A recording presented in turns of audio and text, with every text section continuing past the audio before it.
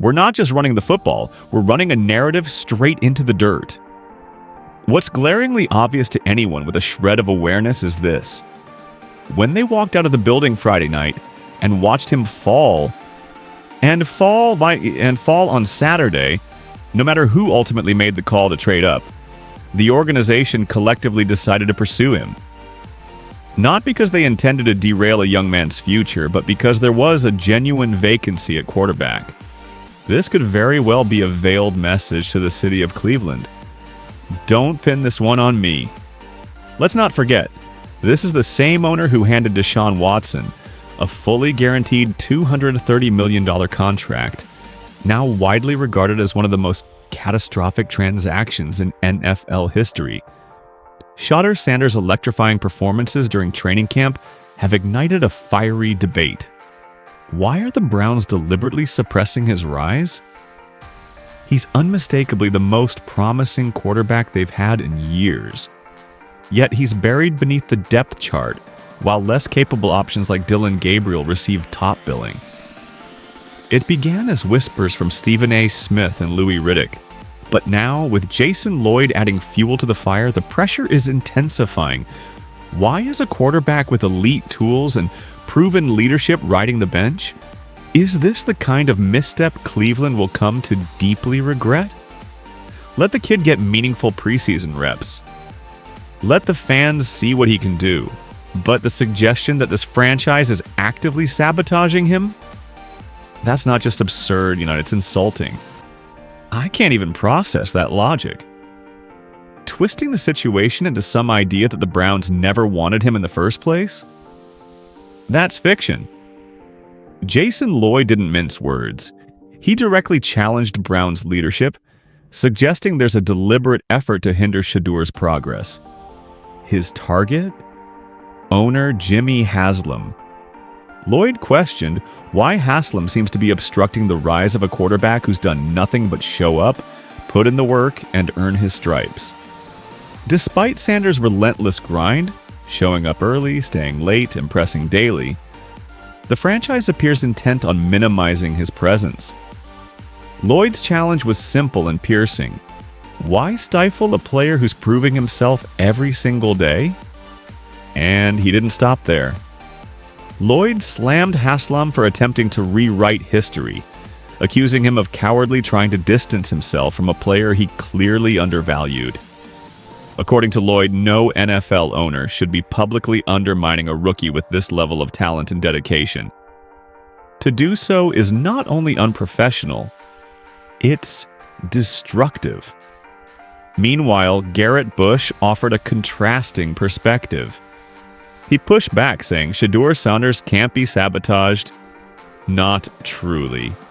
Because when a talent shines that bright, the truth always surfaces. According to Bush, Haslam's comments won't damage Sanders. They'll boomerang and come back to haunt the owner. You simply cannot bury that kind of talent forever. Eventually, fans will demand answers. The scrutiny will intensify, and the front office will be forced to reckon with the consequences. Still, Bush admitted, it was reckless and wrong to put a young quarterback in this toxic situation, especially one who's done everything right. And then came Stephen A. Smith. He torched Haslam on national TV, flat out calling him a coward. Smith blasted Haslam's remarks as pathetic, weak, and transparently self-serving. This wasn't accountability, and it was damage control. A desperate attempt to shield himself from the backlash of not drafting Sanders when he had the chance. Smith didn't sugarcoat it. He called Haslam's move a disgrace, a masterclass in ego-driven deflection. But more than that, he suggested something deeper, something more personal. This wasn't just about football, it was a shot across the bow. Not at Shedeur, but at Deion Sanders. The message was clear. We'll come after your son. Just to send a message to you. Because let's face it, there's no football reason a quarterback as dynamic, poised, and pro-ready as Shedeur Sanders should have fallen to the 5th round. The only logical explanation? Certain people in NFL circles worked behind the scenes to make sure that's exactly what happened. If you had told me they'd pick him that late, I wouldn't have believed you. Driving home Friday night, I would have told you there's no way we were picking Shedeur. That was Jimmy Haslam's casual remark. But it wasn't casual at all. Haslam later admitted that multiple conversations happened that day, and while he tried to downplay his role, the truth came out. It was Andrew Berry who pulled the trigger. Berry made the call to draft Shedeur Sanders, but the way Haslam recounted the events, as if detached, uninvolved, uninspired, spoke volumes. And Stephen A. Smith wasn't about to let that slide. He zeroed in on Haslam's comment, dissecting it with surgical precision. To him, this wasn't some throwaway line, it was calculated, premeditated. A glimpse into a larger, more sinister agenda. According to Stephen, this wasn't just a case of poor scouting or miscommunication. This was a coordinated effort to deny Shedeur the platform he's earned. It wasn't negligence, it was sabotage. Stephen made it crystal clear certain individuals in the Browns' hierarchy weren't just passive bystanders, they were actively maneuvering behind the scenes to keep Shedeur buried. This wasn't a failure of talent evaluation, it was a targeted takedown. And Haslam's "I don't see it happening" comment on draft night? That was the mask slipping. Now, Deion Sanders, like Coach Prime himself, has finally spoken out. In an emotional and raw moment during training camp coverage, he laid it bare. He spoke of his son's resilience, his unwavering grind, and the baseless narratives trying to tear him down. "I know my son. I know my sheep. He's unflappable." Deion didn't hold back. He said what many were thinking. The smear campaign is built on lies. Shedeur has never lacked preparation. He's never walked in with arrogance. He's shown up and done the work. The false rumors that he was unprofessional, entitled, or unready cut deep. And Deion made it clear they don't reflect the truth. Then came Riddick, and he was furious. He dismantled Haslam's narrative line by line. He rejected the idea that Shedeur was being given a fair shake, calling it what it was, a manipulative, curated lie. A spin job, designed to protect reputations at the expense of a promising rookie's future. And Riddick dropped a bombshell. Shedeur Sanders didn't even allow his own father to attend Browns training camp. Why? Because of the way he was being treated. 3 or 4 reps a day. That's it. Not even enough to break a sweat, let alone prove yourself. Riddick stared directly into the camera and asked the question no one could dodge. Is that fair? When you're drafted late, like Shedeur was, you don't get handed opportunities, Riddick reminded us. You make it because someone in that building stands up for you. Someone bangs the table and says, "This kid belongs here." But in Cleveland, nobody seems to be doing that. Nobody's claiming responsibility. Nobody's owning the pick. And that, in Riddick's words, is even more damning.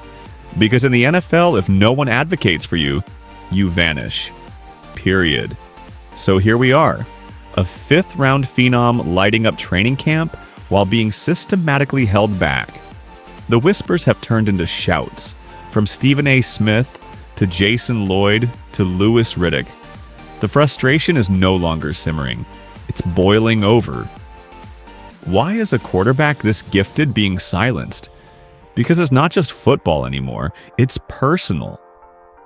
Haslam's dismissive remarks, the manipulation of opportunity, the lack of public support, it all points to a power play. And now the blowback is intensifying. From sports media to fans, the outrage is reaching a crescendo. Even Garrett Bush called it out. He said no matter how hard they try to suppress him, the truth will surface. The fans will demand answers. The league will see the injustice, and the front office will be forced to face what they've tried to bury. Deion Sanders, father, coach, protector, reinforced it best. Shedeur has done nothing but earn his stripes. He's worked, he's prepared, he's battled. Now the clock is ticking. Will the Browns double down on ego and politics? Or will they finally do what's right and embrace the future? A future that looks a lot like Shedeur Sanders under center. Shedeur Sanders has two major assets working in his favor. And let's not kid ourselves, this is how the NFL operates. Cleveland Browns owner Jimmy Haslam is known for his rash decision-making, and in a quarterback room utterly devoid of star power, except for Shedeur, he's bound to get his shot.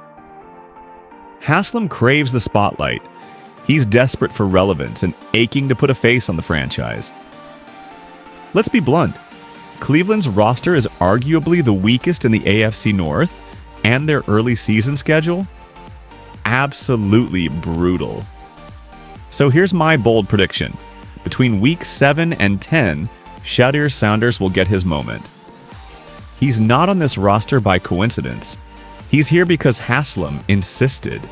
This owner is starving for a quarterback messiah, and Shedeur is the only one who even remotely looks the part. The Browns' offense is shaping up to be painfully vanilla, but Shedeur could inject electricity into the playbook. Whether they win or lose, one thing's certain. Sanders under center makes this team watchable. And I'll keep repeating it. Shedeur Sanders should take more snaps this season than any other QB on the roster. Why? Because he's the only one who might actually be the guy. Let's be real. After night 1 of the draft, the Browns were already talking about drafting a quarterback next year. That means this season is an audition, and it's on Sanders, Dillon Gabriel, or Kenny Pickett, but likely not Joe Flacco, to change the narrative. And the only way to change minds is with production, not practice reps, not hype, results. Even Dillon Gabriel needs a shot. Don't take lack of reps as a sign of failure. See it as a call to readiness. When your time comes, you've got to be warm, locked in, and prepared to deliver. Because once you're on the field, no one cares how many reps you had. They only care about what you do. You know your pedigree, you know who you are. But you've got to stay disciplined too. Now let's address the elephant in the room. The speeding tickets. Is it maturity? Maybe. But let's not pretend like half of America hasn't sped before. It's not excusable, but it's not the end of the world either. And Sanders, he responded with accountability. He's done driving. He said, "No more." That's maturity. Are these incidents being overblown? Probably. As one commentator put it, everyone's been late. Everyone's been in a rush, but Shedeur's decision to step back and get a driver shows growth. You can criticize the mistake, but don't ignore the response. As for deeper meaning, another analyst took the psychologist route, suggesting that the speeding might be suppressed frustration from draft day disappointments. And maybe that's true. Maybe Shedeur's trying to keep it cool on camera while emotions boil beneath the surface. But that's okay. This is the NFL. Pressure is part of the package. Anger, stress, fire, it's all fuel. And if Sanders channels it correctly, it could be the very thing that propels him to greatness. Where the truth hits harder than a blindside sack. I'm your host, and today we dive into the chaotic inferno of the 2025 season. A league unraveling under the weight of scandal, incompetence, and ego. 21 major controversies in 10 weeks. Careers are collapsing like House of Cards empires, and yet one name is rising through the debris, Shedeur Sanders. This isn't just a season, it's a war for redemption, legacy, and survival. The NFL is bleeding. Fan trust is evaporating faster than a lead in the fourth quarter. And in Cleveland, it's an outright dumpster fire. From Deshaun Watson's subpar 59% completion rate to locker room mutiny, the team is teetering on the edge of collapse. But amidst the chaos, a spark remains, and its name is Shedeur. The NFL's integrity is crumbling. According to Sports Illustrated, enforcement rates on fines and suspensions have collapsed into inconsistency, leaving justice scattered like dust in the wind. Fans are fleeing. Trust has nosedived, down 25% since 2023 per a Harris poll, with 1.2 million fewer tuning into primetime showdowns, according to Nielsen. This isn't just dysfunction, it's moral erosion, and the numbers are deafening. On X, a staggering 63% of fans say they're done with the league's hypocrisy. This isn't disappointment, it's betrayal. A betrayal of every heart that's bled on Sundays for the Shield. A betrayal of every diehard who believed in the game. What we're witnessing is the collapse of a legacy, and it's time to hold the powers accountable. These are the veterans Shedeur Sanders is supposed to be trailing. Instead, zoom out and look at the Cleveland QB room for what it really is. Not a depth chart, but a civil war of egos, injury history, and franchise desperation. Watson's mobility, once a central weapon in his arsenal, may be permanently diminished. Flacco is hanging on by threads. Pickett hasn't proven anything. Gabriel was overlooked by 31 other teams. That's not just skepticism, that's league-wide disinterest. Amid this disarray enters Shedeur Sanders.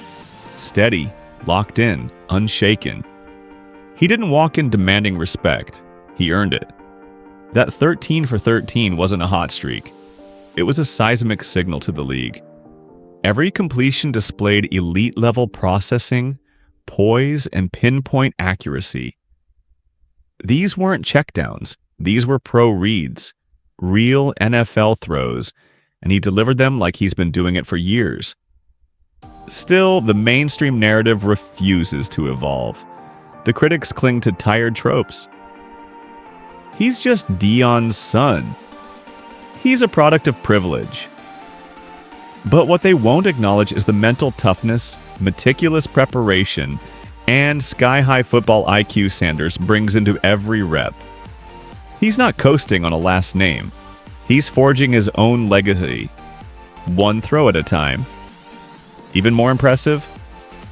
Sanders didn't emerge from a gimmicky, stat-padding college system.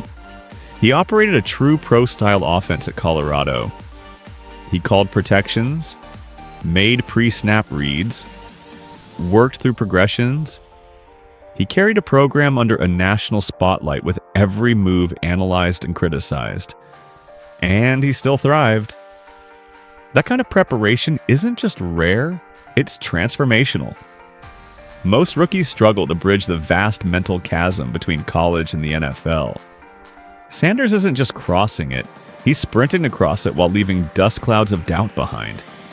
Now, Browns head coach Kevin Stefanski finds himself at the eye of a media hurricane. Ownership wants results from Watson and that massive contract. The press is urging him to respect Flacco's resume. He's babysitting Pickett's bruised ego. And suddenly, a sixth-round rookie has walked in and made every one of them look like yesterday's news. Stefanski told reporters they're mixing it up daily and exposing guys to different packages. On the surface, that sounds like standard coach speak. But if you read between the lines, it reeks of panic. They didn't plan for this. They weren't ready for Shedeur Sanders to dominate this early. And now, they're scrambling to figure out what the hell to do with the most dangerous quarterback in their building. And now, they're frantically trying to make sense of it. Let's break down what that flawless 13 for 13 performance actually means. Because it's easy for the casual observer to dismiss it as just practice, but those inside the league know better. NFL OTAs aren't backyard scrimmages. They're meticulously scripted training sessions designed to test a quarterback's processing speed, timing, rhythm, and mental discipline against pro-level defenders. These reps are about precision and poise, not padding stats. Most rookies arrive and struggle. The pace is suffocating. The expectations are overwhelming. And at the quarterback position, every hesitation, every mechanical flaw, every misread is magnified in front of the entire organization. But Shedeur Sanders? He didn't flinch. He didn't just survive, he excelled. He delivered a masterclass, not by accident, but by design. Because he's been preparing for this long before he ever declared for the draft. And that's the dividing line. That's what separates Sanders from the rest of this overcrowded and unstable quarterback room in Cleveland. He's not begging for a shot. He's already playing like the job is his. While most rookies spend their early months trying to keep their heads above water, adjusting to the velocity of the NFL, absorbing complex playbooks, and learning not to drown under pressure, Sanders looks like a seasoned pro. His footwork is refined, his release is lightning quick. His command of the offense has earned the respect of coaches, teammates, and even veterans. That's not just impressive, that's exceptional. And now NFL insiders are taking notice. Whispers are spreading across scouting departments and media circles, whispers that echo the early days of Russell Wilson's unlikely rise in Seattle. Back in 2012, Wilson entered training camp as a third-rounder, quietly trailing veterans like Matt Flynn and Tarverse Jackson. But it didn't take long before the Seahawks realized he was the best quarterback in the building, and they had to hand him the keys. That same quiet but powerful shift is happening in Cleveland, and it's making people nervous. Because when a sixth-round rookie begins outshining veteran quarterbacks in full-speed practices, the entire power structure inside the locker room starts to tremble. Suddenly, expensive contracts look like dead weight. Trade decisions are second-guessed. For every compliment, Sanders absorbs criticism with humility. For every perfect throw, he's the first to point out what he could have done better. He doesn't bolt from the facility when practice ends. Instead, he lingers, studying film, asking nuanced questions, refining his timing with receivers. That obsessive commitment is the trait that separates the good from the generational. It's the trait Tom Brady lived by. Drew Brees embodied it. Patrick Mahomes still thrives on it. And now, the Cleveland Browns, an organization long tormented by quarterback chaos, may be staring at a completely different problem. Not a lack of talent, not a revolving door of washed-up backups, but an abundance of it. The emergence of Sanders is forcing leadership to not just reassess this year's strategy, but to reconsider the future of the franchise. There's a subtle but powerful shift happening in Cleveland. A future that once appeared locked and sealed is now flickering with uncertainty. And at the core of that upheaval stands a 22-year-old rookie, one who wasn't supposed to arrive like this, not this quickly, and certainly not this sharp. Outside Berea, fans are just beginning to hear the rumblings. But inside the facility, the message is loud and unmistakable. There's a quarterback competition underway, and Shedeur Sanders isn't stepping aside. Not out of arrogance, not to prove a point to the media or even to his father, but because this is who he's always been. From Trinity Christian High to Jackson State to Colorado, he's had to fight for every snap, every opportunity, every ounce of respect. And now in the NFL, he's doing it all over again. One perfect pass at a time. There's a poetic irony to all this. For years, critics painted Sanders as a manufactured sensation, a social media creation inflated by the magnetic legacy of his father, Deion "Primetime" Sanders. The headlines wrote themselves.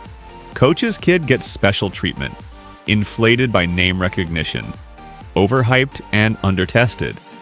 But what those critics never grasped was that being a Sanders didn't open doors. It added weight to every step.